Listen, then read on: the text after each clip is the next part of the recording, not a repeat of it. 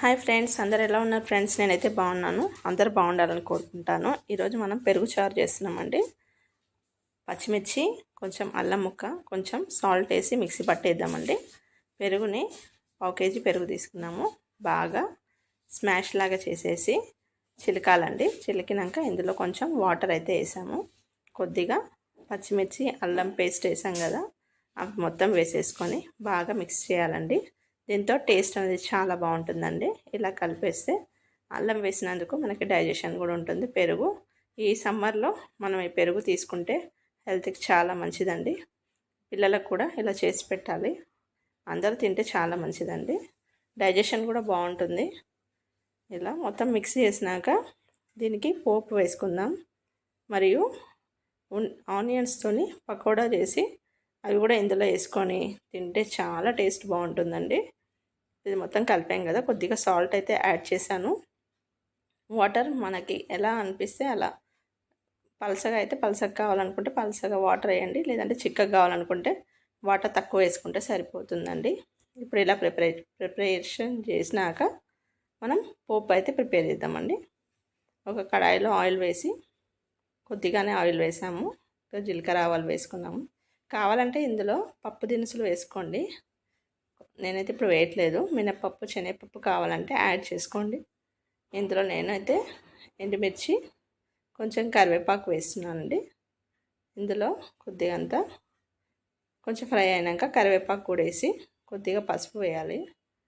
అది పోపు వేసేసుకోవాలండి. ఇలా చేసేసుకొని పోపు వేసుకొని పక్కకు ఉంచుకుందాం.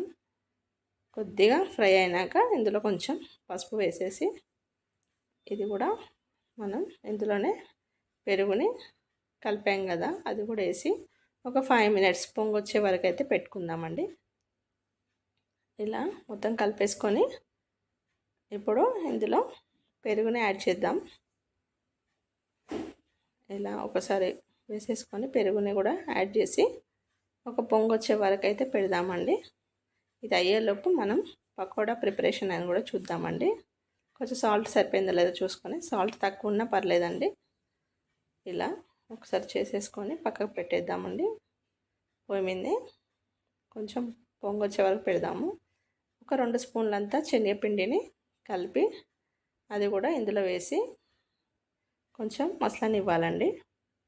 మనం పకోడాకి ఆనియన్స్ అయితే కట్ చేసుకున్నాము. ఇలా పొడుగ్గా 2 బిగ్ సైజ్ ఆనియన్స్ అయితే కట్ చేసామండి. ఇందులోనే కొంచెం శనగపిండి, కార్న్ఫ్లవర్ వేసి కొంచెం సాల్ట్, కొంచెం కారం వేసి బాగా మిక్స్ చేయాలండి. వాటర్ కొంచెం తక్కువనే వేసి మొత్తం ఇలా క్రిస్పీ వచ్చేలాగా చేసుకుందామండి. కార్న్ఫ్లవర్ వేసాను. మనకు కావాలంటే మరి కొంచెం శనగపిండి యాడ్ చేసుకోవచ్చు. ఇందులో కొంచెం కారం యాడ్ చేసాము, 1/2 స్పూన్ అండి. కొంచెం సాల్ట్ యాడ్ చేయాలి. సోడా అయితే వేయట్లేదు. ఓకేనా ఫ్రెండ్స్? ఇది మొత్తం కలిపేసుకొని ఇలా మొత్తం కలిపేసుకుందాము. వాటర్ మొత్తం ఇది స్మాష్ లాగా చేసేసి కలిపిన తర్వాత లైట్గా వాటర్ అనేది చల్లుదామండి. కలిపి వేసుకొని మరి కావాలంటే శనగపిండి యాడ్ చేసి మన ఇది పకోడా లాగా చేసుకుందామండి. ఇలా మొత్తం క్రిస్పీగా వస్తాయండి ఇలా కలిపితే.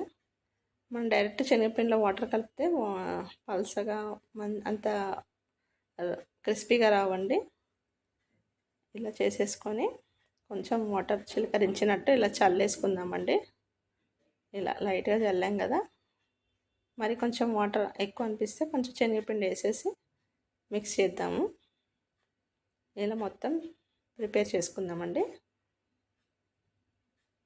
ఆనియన్స్ ఎక్కువ ఉంటేనే మనకి కొంచెం బాగుంటుందండి. ఇందులో చల్లచారు, పెరుగుచారు అంటారు. చిన్నప్పుడైతే మా మమ్మీ ఇలా చేసి పెట్టేదండి. ఇంకొంచెం శనగపిండి యాడ్ చేసేసి బాగా కలిపేసుకుందాం. మొత్తం పొడిలాగా వచ్చేలాగా కలిపేసుకుందాం. అంతలోపు ఆయిల్ అయితే వేడి చేద్దామండి పొయ్యి పైన. ఇలా మొత్తం కలిపేసుకుంటున్నాము. తర్వాత ఇవన్నీ మనం పకోడా లాగా వేసుకోవాలండి. ఇవి చల్లచారులో నాన్ అయితే ఇంకా చాలా బాగుంటుందండి టేస్ట్ అనేది. ఇలా మొత్తం ప్రిపరేషన్ చేసాం కదండి, ఇలా మొత్తం కలిపేసుకున్నాం కదా. ఇప్పుడు కొంచెం కొంచెం ఇట్లా వడలాగా వేసుకొని ఫ్రై చేద్దామండి. మనం పకోడాలాగా అనుకుంటే విడివిడిగా వేస్తాము, కానీ ఇప్పుడు ఇది ఇందులో మనం పెరుగులో వేయాలి కాబట్టి పెరుగు చారులో కొంచెం ఇట్లా వడలాగా వేసేద్దాము. ఓకే, ఇలా అన్నీ ఒక 5-6 వేసేసుకొని ఫ్రై చేసుకుందామండి. సిమ్లో పెట్టేసి ఫ్రై చేసుకుందాం. ఇలా ఒక 4-5 వేసేసుకుందామండి. కొంచెం ఫ్రై అయినాక రెండు వైపులా కాల్చుకుంటే చాలా బాగుంటుందండి. ఇలా అయినా తినేయచ్చు, పెరుగులో చల్లచారులో వేసుకుని అయినా తినేయచ్చు అండి. ఎంతో టేస్ట్ అయితే చాలా బాగా వచ్చిందండి.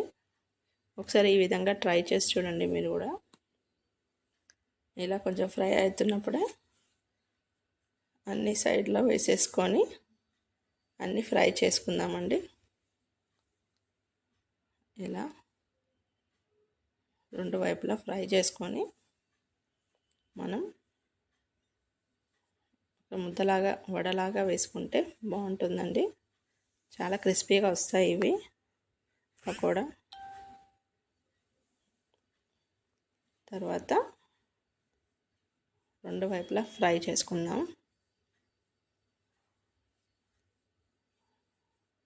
ఇలా ఒక సైడ్ తిప్పేసినాక ఈ పెరుగు చారు కూడా ఒకసారి కలిపేసుకొని మసలిందండి. ఒక బౌల్లో అయితే తీసుకున్నాము డిష్లో. మరి ఇంకొన్ని వడలు కూడా ఇలా పకోడా కూడా వేసేసుకుందామండి. వేసేసుకొని అన్నీ ఫ్రై అయినాక కొంచెం చల్లారినాక పెరుగు చారులో వేసుకొని తింటే చాలా టేస్ట్ అయితే చాలా బాగుంటుందండి. ఎమ్మీ ఎమ్మీగా సూపర్గా ఉంటుంది. మీరు కూడా ఈ సమ్మర్లో ఇలా ట్రై చేసి చూడండి ఫ్రెండ్స్, ఇష్టంగా తింటారు ఎవరైనా. ఇలాగే 2-3 వేసేసుకుందాము. వేసేసుకొని కొంచెమే కలిపాం కదా, ఈ పెరుగు చారుకి ఈ పకోడా సరిపోతుందండి.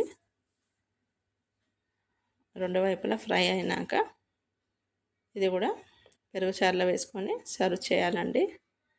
టేస్ట్ అయితే చాలా బాగా సూపర్గా ఎమ్మీగా ఉంటుంది. హెల్త్ కూడా చాలా మంచిదండి ఈ సమ్మర్లో తీసుకుంటే.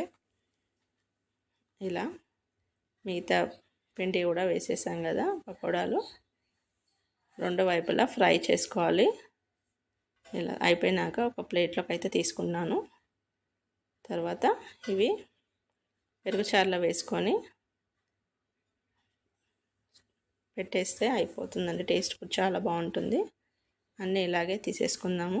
మిగతావి కూడా అన్నీ మళ్ళీ ఒక్కసారి వేసేసుకొని ప్లేట్లోకి తీసేసుకుందామండి. తర్వాత పెరుగు చారులో వేసేసుకుందాం. టేస్ట్ ఈ పకోడా ఇలా తిన్నా బాగుంటుంది, పెరుగు చారుకి సైడ్ డిష్ లాగా, లేదంటే పెరుగులో వేసుకుంటే బాగుంటుందండి టేస్ట్. కొంతమంది అందులో ఆనియన్స్ వేస్తారు, అలా కాకుండా ఈ పకోడా లాగా వేసుకుంటే చాలా బాగుంటాయండి. ఇలా వేసేసుకొని సర్వ్ చేయడమేనండి.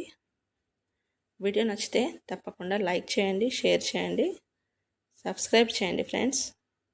మరొక వంటకంతో మీ ముందుకైతే వస్తాను. చాలామంది సపోర్ట్ చేయండి ఫ్రెండ్స్, మీ సపోర్ట్ మాకు చాలా అవసరం అండి. Thanks for watching. బాయ్ అండి. Bye friends.